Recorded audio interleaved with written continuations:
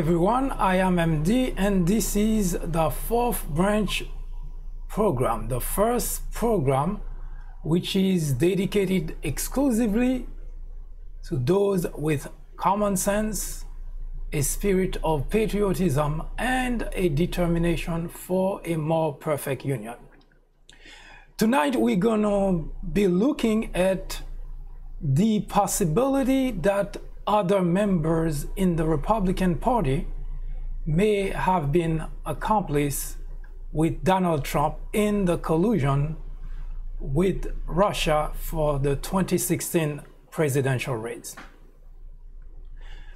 The biggest strength of the Republic is the fact that the framers of the Constitution saw fit to put check and balances between the three branches of the government.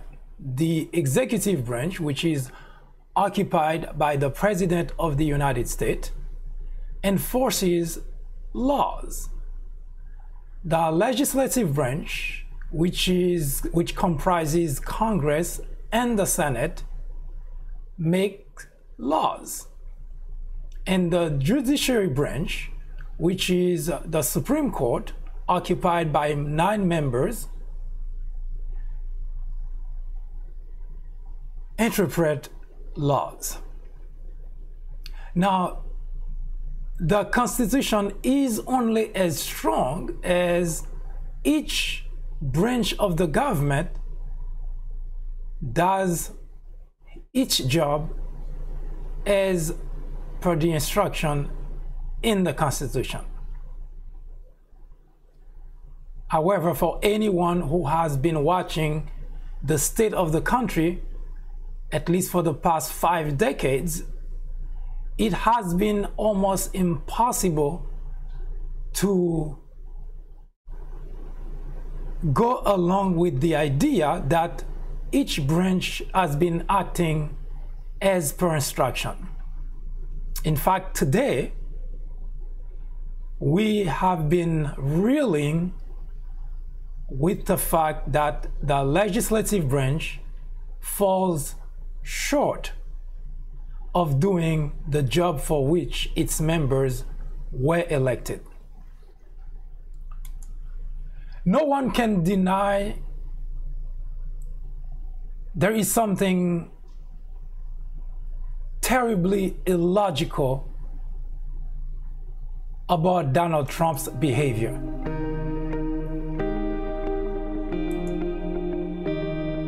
One needs not be a psychologist to see that very clearly. Even hardcore Trump supporters have admitted that much, although for a reason beyond any sort of rationale.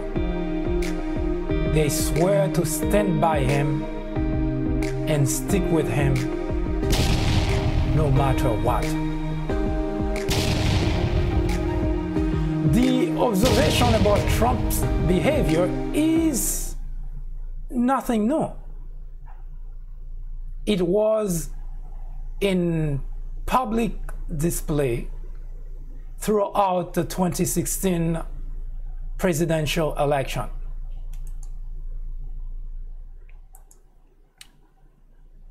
Most people with what we call a working brain, and the majority of Republican legislators in Washington publicly at that time denounced Trump's behavior. Some of those legislators even swore to work to prevent Donald Trump from ever setting foot in the Oval Office. In fact, that was the type of behavior, or rather the action taken by those legislators, political elite in the Republican Party, that finally converged in a movement that was later known as Never Trump. Ironically, despite it all, interestingly, Donald Trump managed to outfit all the 16 Republican candidates who vied for the Oval Office and clinched the GOP nomination. Before Donald Trump, in normal presidential races, every Republican, whether it was elected official, big donors, constituents, after a candidate clinched the GOP nomination, everyone would fall in line behind that candidate. Well, with Donald Trump, that's not really what happened. After it became undeniably clear Mr. Trump had enough delegates to be the official GOP nominee, a number of Republican leaders began a behind-the-scenes discussion and even the possibility of denying Mr. Trump the nomination of the party. In fact, there were even rumors at that time that Mike Pence, whom Donald Trump had by then picked as his running mate, was being considered to be the nominee for the Republican Party. So there were a lot of activities, a lot of people who could not possibly fathom the idea to accept Donald Trump as the president of the United States. So they were looking for an alternative. At some point, even John Kasich, who didn't even do so well in the primaries, was being considered as an alternative. Mitt Romney name was being floated. Even Paul Ryan name was being floated as someone who would eventually be used as the nominee for the Republican Party because they couldn't see, at least the elite in the Republican Party could not possibly see Donald Trump taking the helm of the Republican Party and become the president of the United States. After all the various maneuvers, somehow, in the end, grudgingly, reluctantly, everyone joined Team Trump. Even the most vocal opponent began to soften their stance, their rhetoric towards Trump. In fact, in hindsight, a number of people who joined the Never Trump bandwagon changed their tune to "Why not Trump?" And they thought maybe they were wrong after all. They suddenly saw the light and realized, well, maybe it's not a bad thing after all. Well, for quite a few of them, they saw an opportunity to be in a Trump administration, even if it is just to boost their political credential. Legislators such as Paul Ryan, Mitch McConnell, those people saw a silver lining.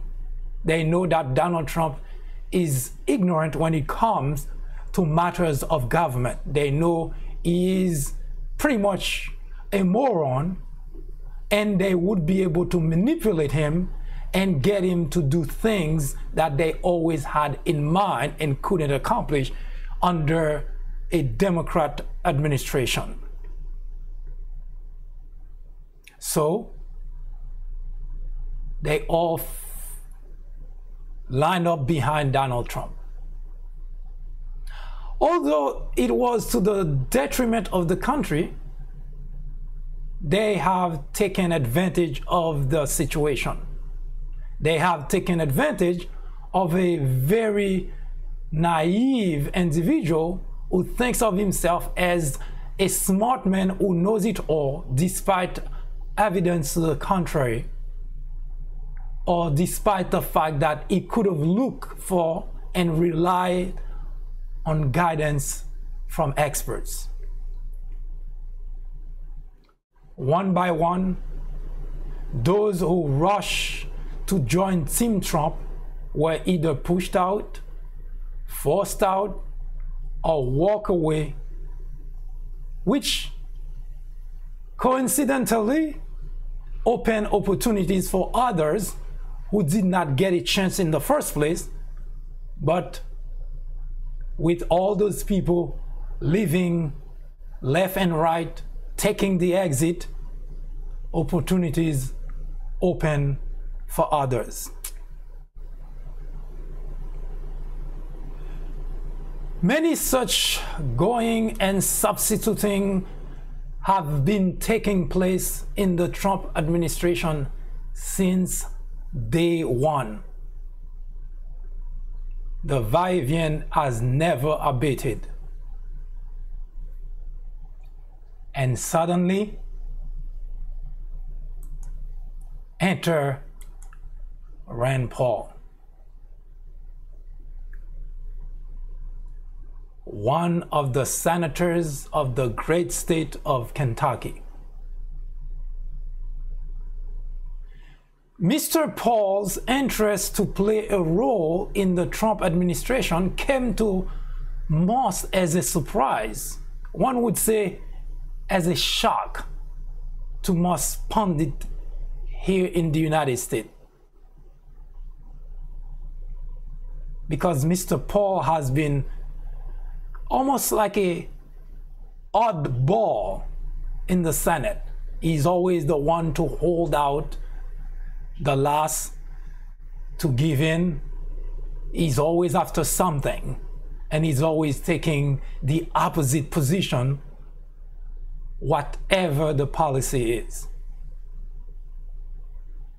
So needless to say, Mr. Paul, Rand Paul, interest in a Trump administration is a shocking event for everyone.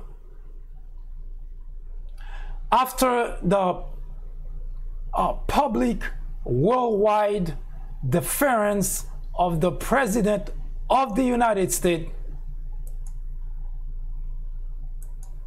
to Vladimir Putin in Helsinki, Finland on July 16, 2018, most people, including even hardcore Trump supporters, express disappointment, dissatisfaction with the performance of their role model. And yet, Rand Paul, in an interview accorded to CNN, defended Donald Trump. Now, you have to understand, this is not small. Rand Paul defended the performance of Donald Trump in Helsinki. Take a look. Questioning, do you believe that President Trump's meeting with Putin made America safer? You know, I think engagement with our adversaries, conversation with our adversaries is a good idea.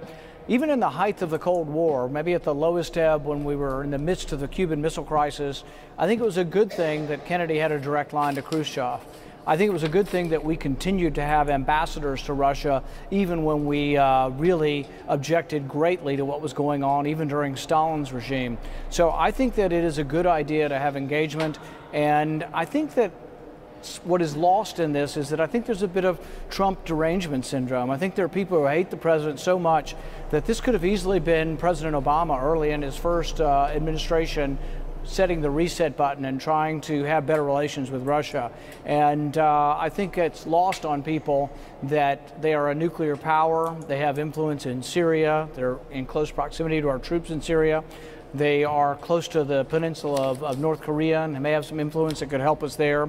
The other thing that's lost, and people forget this completely, the Russians tried to help us stop the Boston Marathon bombing. We actually did help them stop a terrorist attack in St. Petersburg because we were communicating and exchanging information. All those things are good, but Senator, and because people hate Trump so much, all of that's being lost. What is going on exactly? Rand Paul coming to Donald Trump rescue? There is definitely something fishy here. After the Helsinki, Finland outrage had finally abated, what actually took place was a brand new topic. Brett Kavanaugh.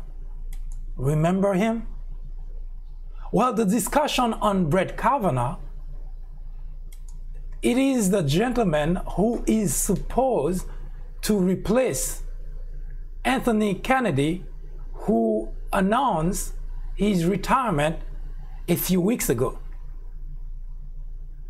Now, there has been a lot of discussion, especially on the Democrat side, and they have been zeroing in on Roe versus Wade.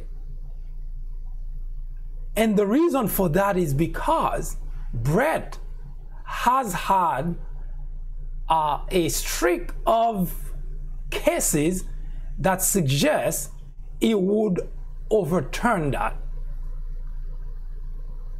So the Democrats are up in arms and don't want anything to do with Brett. Now, Republican, especially in the Senate, has a dilemma.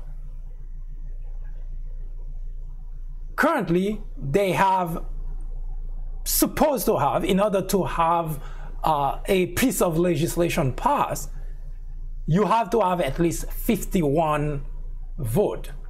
Now, Republican has 50 votes. Of course, the vice president of the United States would be the deciding vote to help make it happen. Now, in reality, the Republican today has 51 votes, but McCain is not there.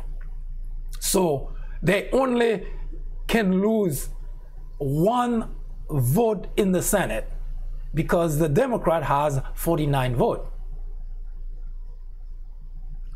Now, the Democrats are relying on a few, not that many, maybe 2 or 3 Republicans to vote against that pig, Brett Kavanaugh, to vote against him in order to prevent him from being nominated to the Supreme Court. Now, there are at least 2 women and 2 Republican women in the Senate that have their own a problem with that pig. They didn't say they're not going to vote for him. They simply said that they want to talk to him and find out where he stands on certain topic that they are interested in, and they would decide whether they want to vote for him or not. And who comes to add his name to this whole debacle? Rand Paul. Rand Paul, in an interview, said that he is not sure that he wants to vote for Kavanaugh either. Now, the person that Kavanaugh is trying to replace again is Anthony Kennedy. That's a gentleman that Trump, there have been rumors even that there may have been some kind of nefarious thing that went behind the scene between Trump and Kennedy, and that it's almost like Kennedy was doing Trump a favor by retiring her early so that Trump can nominate somebody else before, just in case if Trump doesn't make it to 2020, then the Supreme Court would have already had enough Supreme Court justices who would be more or less leaning to the right, to the side of the Republican. Now, whether that's true or not remains to be seen, because the jury is still out, investigation is still being done in the back end. But as it stands today, nobody believes that there was any kind of a conversation between Kennedy and Trump.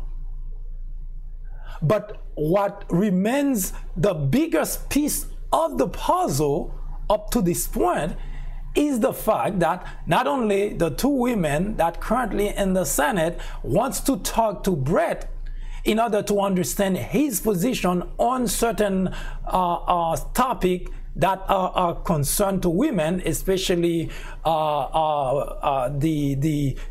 Roe versus Wade and the topics about women's rights, etc. Anything that has to do with women's topics, then they want to talk to Brett and find out how has he been ruling in the past when it comes about those type of issues.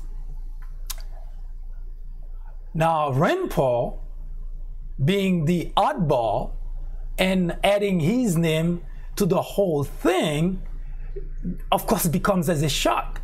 Now, why did he do that? Was it just a tool that he is using just so that he can get something? Now, it seems as if that's the case, because, as mentioned, that he gave an interview and he said that he's not sure that he is going to vote for Brett Kavanaugh. Now, Rand Paul is a Republican, and in this day and age, anything that Republican is doing, however bad it is for the country, the minute that it's introduced by a Republican, automatically all the members, whether it is the members of Congress or the members of the Senate, they all fall behind that legislation. For instance, the tax cut. Everybody knows that the tax cut, including even the Republican who voted for the tax cut, knows that it was not such great of a deal for the majority of Americans, and yet they still voted for it, because today it looks like this is the way things are going in Washington. Now, in the case of Brett Kavanaugh, it was rather a mystery as to why Rand Paul decided to withhold his vote in favor of a pick by Donald Trump. But listen to what he said to Fox in terms of why he's holding his vote against Brett Kavanaugh. Take a look. Nomination. Good morning, sir. Good morning, Ed. Thanks for having me. I appreciate it. I know you have some news on Russia, and we're going to get to that in a moment. I want to start on Kavanaugh. There had been some reports that I think were false, suggesting you might be a no vote on Kavanaugh because of your concerns, and you've been very upfront and very strong on civil liberties for many years in the Senate now, and I want to get the case right. Clayman versus Obama in 2013, Kavanaugh, as a federal judge, as you know, wrote that sometimes the special needs of law enforcement, quote, outweighs the intrusion on individual liberty. I know you had concerns about that case and maybe others, but I also understand you have an open mind. So where do you stand? Are you what will it take to get to you to yes on Kavanaugh? At this point, I'm undecided, but I try to weigh this in the perspective of this could be a Clinton nominee versus a Trump nominee. So I am somewhat persuaded to have an open mind, because this is President Trump, who did such a great job, with Justice Gorsuch. I am worried, though, and perhaps disappointed that I think Kavanaugh will cancel out Gorsuch's vote on the Fourth Amendment. Kavanaugh said in his opinion in Clayman that basically national security trumps the Fourth Amendment, and that the bulk collection, you remember the program that Snowden revealed, yeah, that the government was collecting all of our metadata, all of our phone records, and storing it in Utah. Yep. I mean, millions and millions and millions of pieces of data. Basically, Kavanaugh ruled that he was just fine with it, that basically the national security required it. I disagree completely, and I think if we give up our liberty for security, we may end up with what Franklin said, and that's neither liberty nor... If you're hearing a screeching sound, it is the Republican bandwagon which came to a sudden halt at the thought that Rand Paul just added his name to the short list of those who decide not to vote for Kavanaugh. In other words, Rand Paul and two other individuals in the Senate voting no definitely make Brett Kavanaugh a no-no for the Supreme Court. Now, you have to ponder as to what exactly is going on. Now, it's understandable that we would have certain members of the Republican Party withholding their vote for a particular candidate because of the fact that, well, maybe they're not too sure that especially if it's a woman, in the case of those two women who have their own issues or who want to have the question answered, then it would make perfect sense for them to kind of hold on until they get answers. But why would Rand Paul, who doesn't seem to have any problem with Brett reversing Roe versus Wade, why would Rand Paul decide to withhold his vote? Or was it just a political maneuver in order to get something from the Trump administration? Well, it looks like, or it seems like, that may be something that's worth considering, because by looking at really what's going on with what happened next with Rand Paul,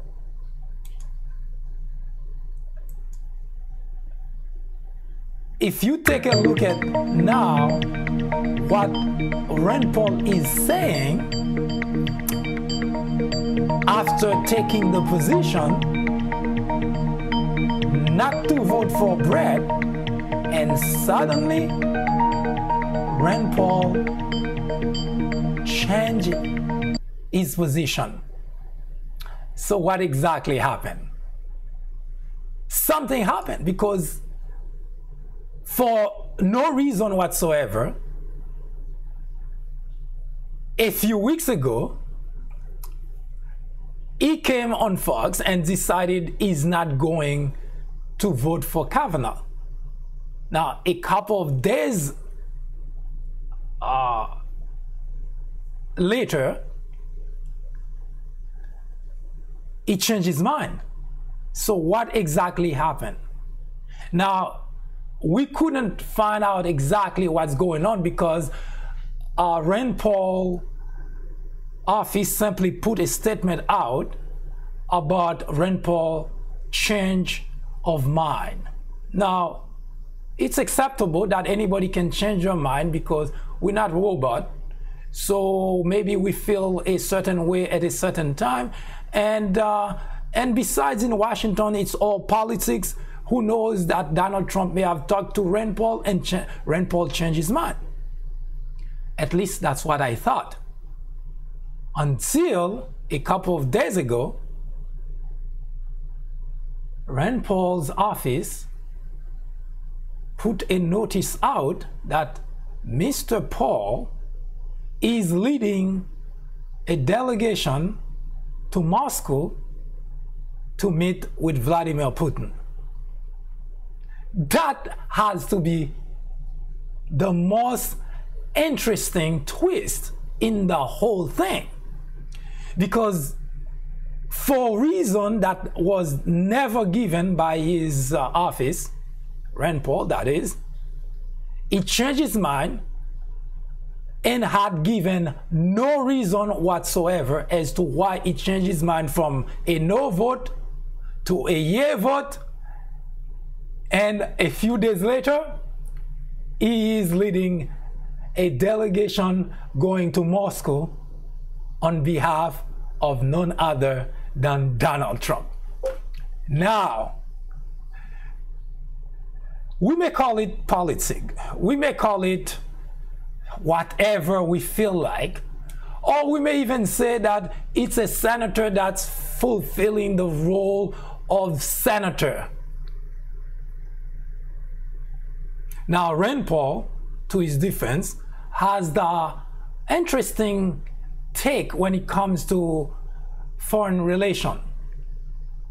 He always side on with those who would rather go and do diplomacy instead of trying to do confrontation. So Rand Paul has always been that type of senator. So it is nothing new that he would have preferred to go to the route of diplomacy instead of picking a bone with Moscow. But what is interesting about his change is not so much that having a senator going to meet with an enemy country is not anything new in the history of the United States. But what seems to be underhanded, or what seems to be almost a twist of politics, is the fact that it doesn't seem to jive in terms of a vote for a Supreme Court justice, which is a completely different topic from having to go to a country and try to establish some sort of diplomacy, or to try to work out some kind of friendship, whatever that is. Because it's okay, and so far I'm giving the benefit of the doubt to Rand Paul to take the step of going to the Trump administration, or at least trying to understand for himself what exactly is going on with the Kremlin. All that is fine and dandy. But what seems to be a different type of politics is the fact that it looks like almost as if it is, I give you this and you give me that type of politics that Rand Paul just played with Donald Trump. Now, what is the reason behind it? The jury is still out, because we're not sure as to why that would be. Now, we know from the standpoint of Republican, and we have been seeing it, and we just mentioned it a few minutes ago, that Republican, no matter how bad the decisions are, tend to go the same route as all other Republicans, even if that means something that's bad for the country. In reality, that's supposed to be just the opposite, because the very point, or the primary task of legislators in Washington, people who represent the legislators who represent the people of their own state, their job is to continue to represent people of their state and to hold the executive branch accountable for what that branch does. So the legislative branch is not a rubber stamping body of the government that goes along with the executive branch just because the executive branch belongs to the same party. Now you can understand why George Washington didn't belong to any political party, because the point or the task, the noble task, the primary task of the legislators is to uphold the Constitution of the United States. Now, what Mr. Paul just did is very underhanded, because there is no relationship whatsoever between trying to find out if a particular appointee or a particular nominee for a post in the government fit the qualification for that post, and the senator going to have a conversation with the head of state of another country, either for the administration, for the country, whatever the case is. But those two cases are not at all related. But it seems that the Paul office, Rand Paul, has made this particular aspect of his job almost a bargaining chip. You give me this, I'll give you that. Because as it stands today, that's exactly what it looks like. That Trump give Rand Paul the leadership ability, whatever that is construed, that Rand Paul is supposed to go to Russia for, make him the leader of that group, and in return, Rand Paul say, all right, I'll vote for Brett Kavanaugh.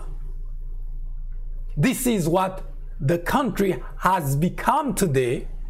Nobody in the legislative branch seems to understand or take the job that they were elected for seriously, because everybody is bargaining their position for something else, for their own personal benefit. It's a quid pro quo no matter which way you look at it. Donald Trump with Russia, Rand Paul with Trump administration, Paul Ryan, Mitch McConnell. Everybody is trading what they're supposed to do for the country for something for their own personal gain in exchange for something that they can get from Donald Trump. And Donald Trump administration happened to be, and Donald Trump administration is actually Donald Trump, because there is nothing in the Donald Trump administration that happened without Donald Trump being involved in making it happen. So everybody that gets or that wants something to happen, whether it's foreign government, senators, congressmen in the country, or whether it's a big donor, whether it's whoever wants to get something from the government, from the Trump administration, all they have to do is give him something, it'll give you something in return. That is what is today the United States of America. Nothing is being done for the people, not the executive branch, because the executive branch talk all big game, but everything that's being done in the executive branch is for the sake of Donald Trump and family. Now, everything that's being done in the legislative branch is for the sake of every senator in that body. Now, it's Rand Paul's turn. He gives his vote for Kavanaugh, and Donald Trump give him a leadership of to take a delegation to Russia. What for? one must ask, especially we're talking about Rand Paul,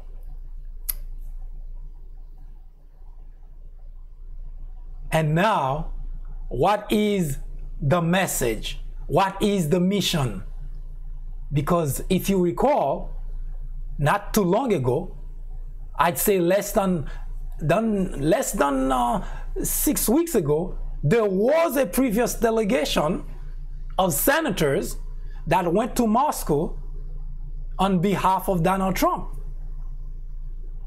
What is going on? Nothing is being said. Everything is undercover by the Trump administration. Now you have senators, because up to today, the group of senators who went to Russia, so far there is nothing that is said as to what their mission was. What did they go to Russia for? What did they accomplish? Now, just a few short weeks later, another delegation. You almost feel that it's right across the border. They're going to Canada. In fact, that's the irony of the whole thing. The United States hasn't visited Canada that often. And yet, in a matter of less than a couple of months, we already have 2 delegations going to Russia. What for? What exactly they go to Russia for? What do they bring to Vladimir Putin? You have to ask the question. The executive branch is gone. It's no longer representing the United States of America, because with Donald Trump in the White House, this is not a representation for the United States. Now, the framers of the Constitution did make certain that we have another branch of the government that could more or less keep the executive branch in check. Unfortunately, that's not happening. So what exactly is going on? Why is Rand Paul, of all people, going to Russia to do what? It just happened just a couple of months ago. Donald Trump met with Vladimir Putin for 2 hours in secrecy. Nobody knows what they discussed, not even his security advisors. Nobody knows anything. And now, almost as if it's right across the street, every so often, it dispatched a delegation to Russia. Now, for the Trump camp, it seems to be great, because Trump stands on a podium and tells you that it's a good thing to have good relationship. Now, that would only be true if that were to be all across, because he's having a hing-hang with Iran. Now, if that's the case, if he wanted diplomacy that much, why exactly is he insulting those we already have good relationship with? So I'm not buying. Because if indeed what he's trying to say is it's a good thing to have relationship, oh, nobody denies the fact that it is actually a good thing to have good relationship all across, if you want, with the whole world. But with Donald Trump, that's not really what's happening. Now, he's telling you that whenever he wants to justify whatever he is doing, whatever underhanded action he's doing, things that he's doing behind the scene, meeting with Putin for 2 hours without anybody knowing what he talked about. Well, it's coming back and tell you he discussed everything, but he cannot tell you any of the things that he discussed in detail. It's like somebody who goes out and spend the whole day and comes and say, I did a lot of great things, but cannot name a single thing of the great thing that he has accomplished. So that's Donald Trump, who, of course, an audience that cannot discern what's good and what's not good for the country. It tells them it's a good thing to have a good relationship with Russia. Why not ask him? Why not have continue the good relationship with Canada, with France, with England, with UK, with Germany? Why not have that relationship with everybody? Why is he picking, choosing and picking and kicking our friends, our allies, and now trying to have a quote-unquote good relationship with other people? So it only works for the people who cannot think, who cannot see, who cannot observe his behavior. Then it works just fine. He's trying to have a good relationship with Russia. Fine. Why not have a good relationship with Canada? That's just across the border. Instead, he's insulting all allies of the United States while pretending that he's looking for good relationship. So we know that that's not the case. But the question that's burning, we already know where Donald Trump stands. Donald Trump stands for Donald Trump, and Donald Trump has always made it clear from the very onset, from the very time that he set foot on the political stage, that he is all for Donald Trump. But the burning question now is, what exactly are the other members of the Republican Party involved in that? Are they also concerned about their involvement in the Trump-Russia collusion? Because there is a sense that it's not just Donald Trump, because it seems almost as if the reason that there is been almost a race to stop, to derail, to prevent the investigation from going forward, done by a very specific very specific members of the Republican parties have been very adamant about trying to crush that investigation. The question one must ask is, how are they involved? Because if you place logic into the whole thing, members of the legislative branch, primary job to protect the country, primary job is to keep the executive branch in check, primary job is to uphold the Constitution. Now, let's look at what they're doing. They're actually helping the executive branch. They helping the executive branch covering up, derailing the investigation. So are they also involved? Who are involved? Who was part of the whole Trump-Russia collusion? Is it possible now those frequent trips to Moscow had to do with the fact that they're trying to figure out a way out of this jam? They're trying to figure out how to kill the whole thing.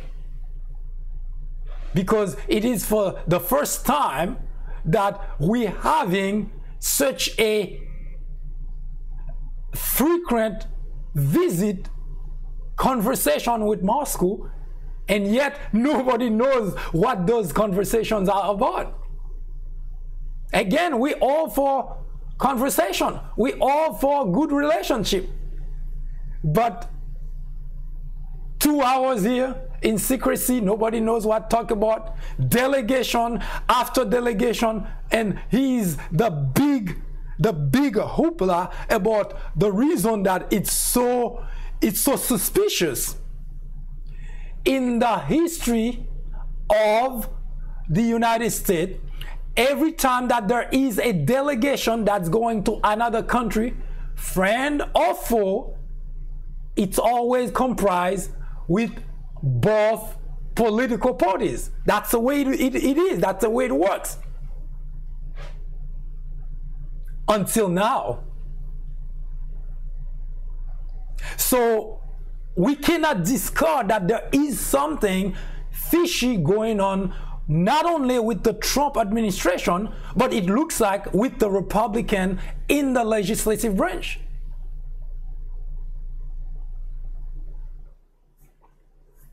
If you put 2 plus 2, there are not that many ways to answer that.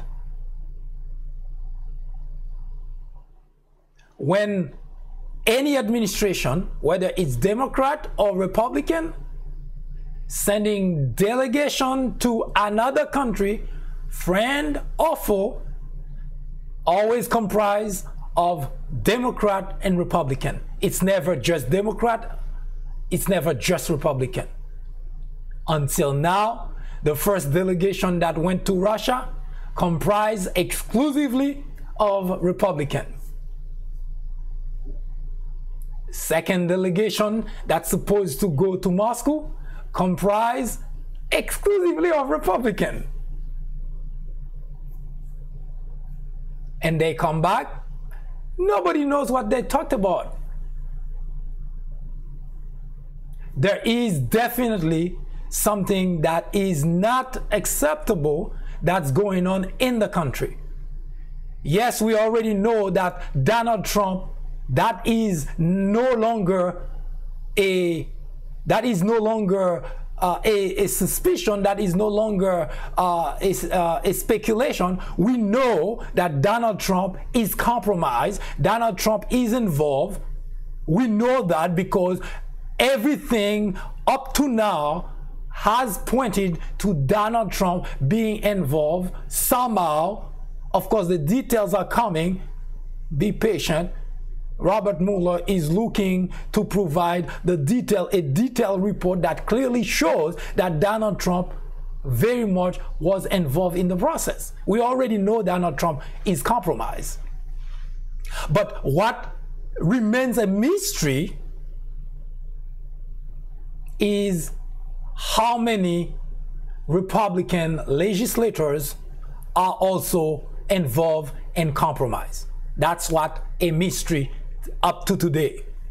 We know people like Devin Nunes, Jim Jordan, those people, they make it public. They are on the Team Trump trying to help with the cover-up.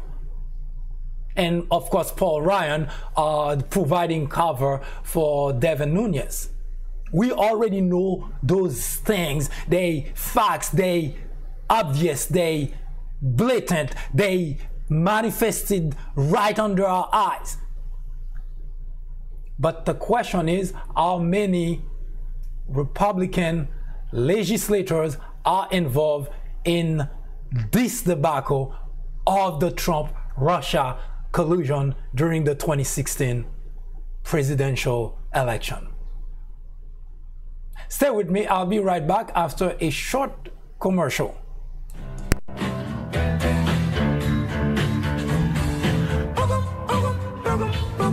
Now, baby, you're casting your spell on me. I say, now, baby, you're casting your spell on me.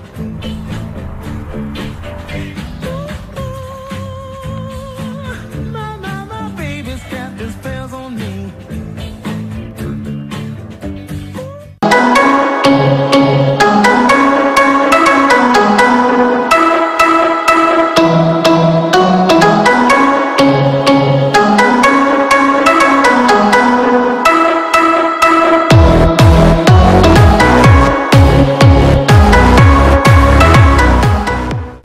The performance in Helsinki was enough to drop Donald Trump's support to zero. Because anybody who is a patriot, an American patriot, should not have any reason whatsoever to still stand behind the president. the first person whose primary job is to elevate the country, but did just the opposite, nobody should have been behind that person. And yet, we have Republicans who still defending, arguing their support for Donald Trump. Seriously? Really? What the hell?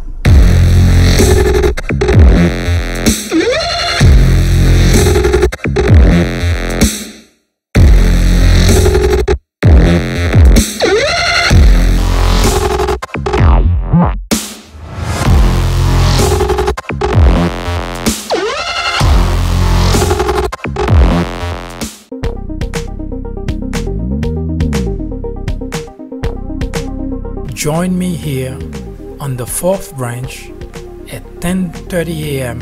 and 6:30 p.m. every Saturday.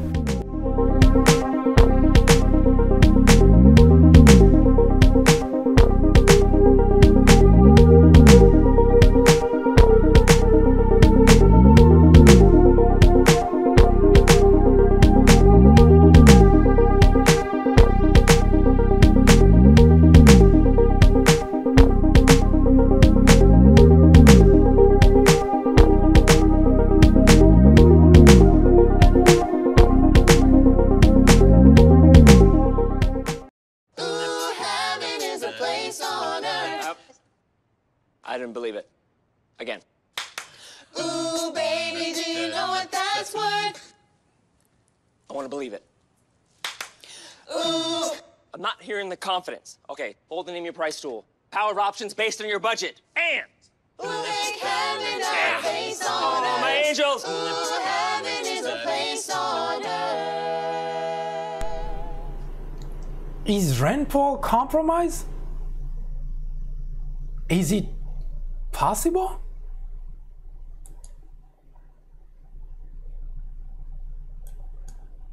Is it at all possible that Rand Paul, senator from Kentucky, could be so compromised that Donald Trump picks on that and decide to use him to fulfill whatever nefarious objective that he has? Well, instead of speculating about that, let's take a look at what John McCain said about Rand Paul previously in regards to Moscow. Let's take a look. Mr. President, if there is objection, and I note the senator from Kentucky on the floor, I will say before I read this, if there is objection, you are achieving the objectives of Vladimir Putin. You're achieving the objectives of trying to dismember this small country that has already been the subject of attempted coup. I have no idea why anyone would object to this, except that I will say, if they object, they are now carrying out the desires and ambitions of Vladimir Putin, and I do not say that lightly.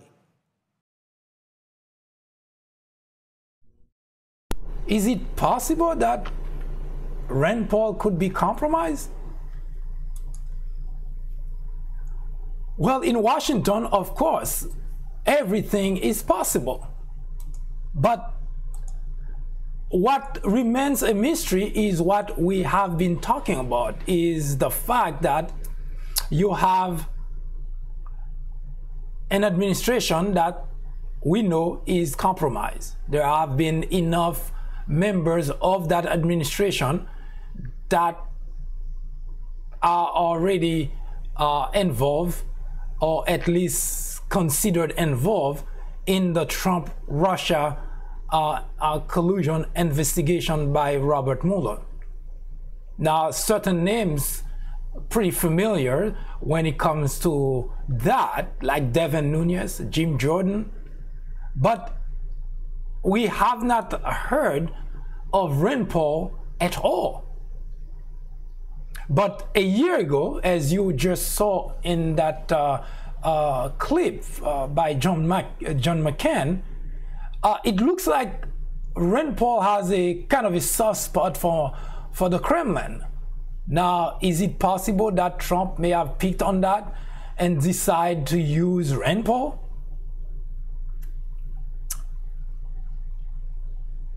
Whatever the reason is, there is already something wrong that happened.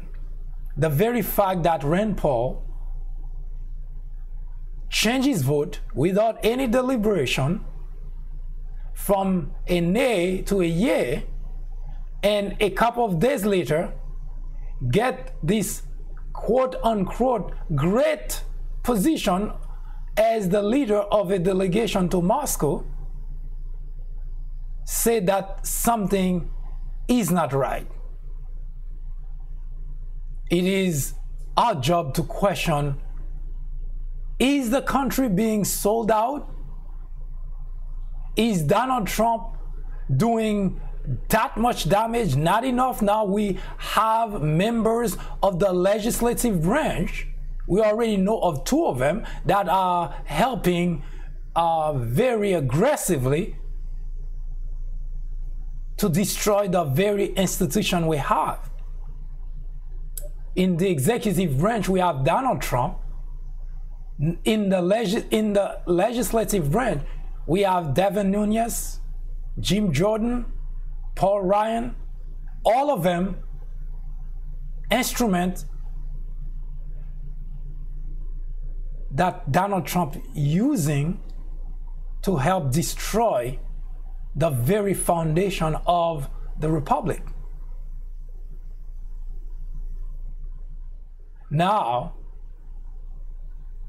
although we are not in any position to say definitively the mission that Rand Paul has to go to Russia, but what's obvious up to this point is, number one, he quickly changed his vote to get the lead of that delegation, and a year or so ago he expressed what you would call friendly opinion or friendly behavior towards Russia. A recipe for disaster for the United States, that outstanding or upstanding people that we all think or believe work for the good of the country, and all of a sudden finding out that those people are too involved in something nefarious towards the country, their country, the United States of America.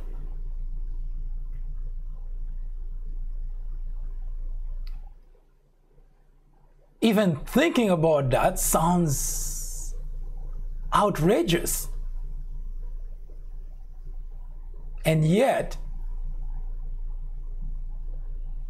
right under our eyes, we have members of the legislative branch who are working not behind the scene, not in the dark, but in broad daylight,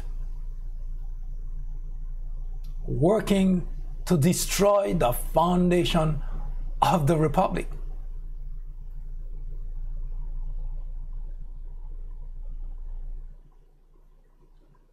This is the Fourth Branch Project.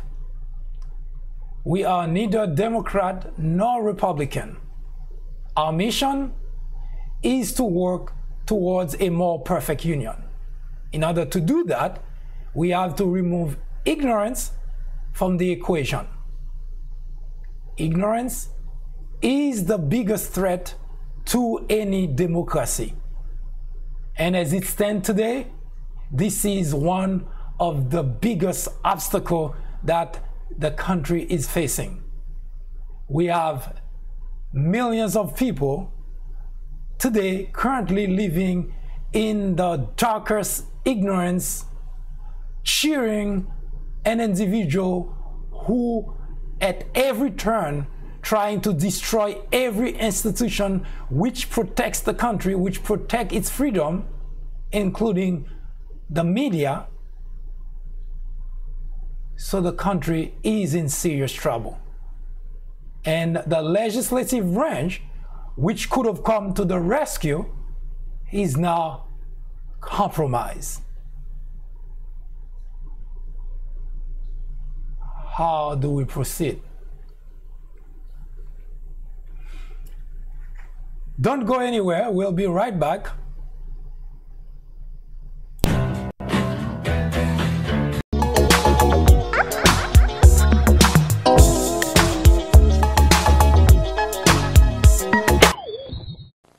I'm telling you, Michael Jordan himself was right here in my McDonald's. I fixed him the very first McJordan special. Right, Bill. I did. I took a quarter-pound of pure beef, smoked bacon, cheese, and some of my favorite barbecue sauce, and I named it the McJordan Special. Bill, the sandwich, definitely great. Yeah, but you got the cooling with that story. But it's true. How you doing, Bill? Hi, Michael. Michael. The McJordan Special, for a limited time. After reading several books based on presidents and on Obama specifically, I found that they're typically partisan. The Obama legacy targets the heart of the issue by giving credit to the president where it's due, but definitely coming down hard on Obama on his bigger failures, like his handling of the Syrian crisis. If you are in college, going to college, you are an educator, a faculty member, or someone with interest in government or politics, The Obama Legacy is definitely a book to read. My professor recommended The Obama Legacy. A friend actually recommended The Obama Legacy. I would highly recommend this book for anyone, whether for academic use or leisure reading. I would recommend this book to anyone out there searching for an impartial and unbiased look into Barack Obama's tenure as president. I would definitely recommend this book as a good read for both liberals and conservatives.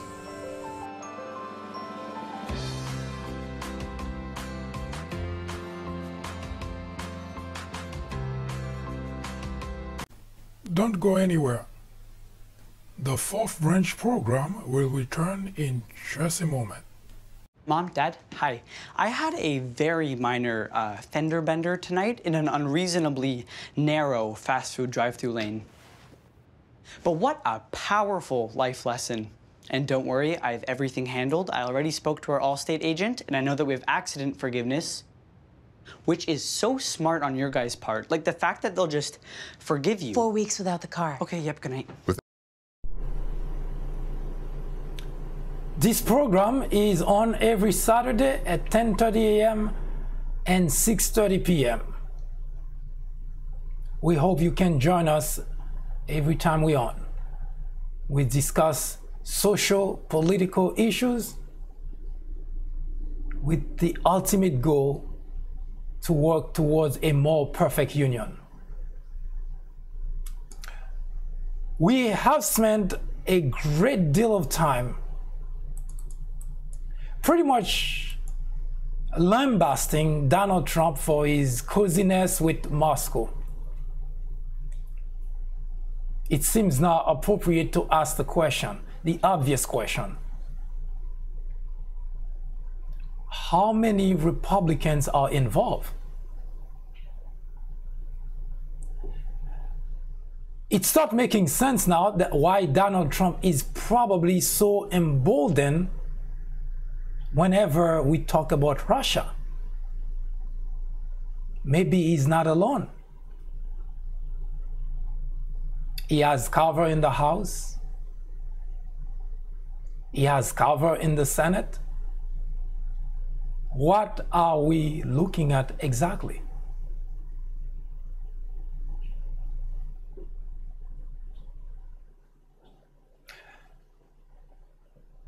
Thank you for watching. I hope to see you next time. Have a great rest of the weekend. I am MD.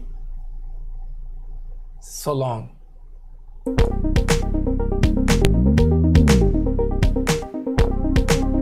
join me here on the 4th branch at 10:30 a.m. and 6:30 p.m. every Saturday.